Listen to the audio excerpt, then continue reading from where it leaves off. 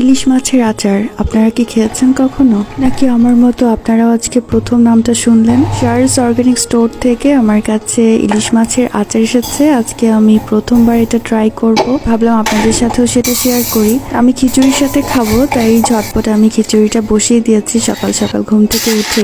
যদিও এটা খিচুড়ি ছাড়াও ভাত, পোলাও এগুলোর সাথেও খেতে দারুণ লাগবে, কিন্তু আমার খিচুড়ি দিয়েই খেতে মন চাইলো। আর টেস্টটা আমি আগেই বলতে পারলাম, কারণ ভয়েস দেওয়ার আগেই তো আমি ট্রাই করে নিয়েছি। আর আমি কিন্তু খিচুড়িটা শুধু আচার দিয়েই খাবো, আমার আর কিচ্ছু লাগবে না। এই ইলিশের আচারটা কোনো রকম কেমিক্যাল বা প্রিজারভেটিভ ছাড়া তৈরি করা হয়েছে।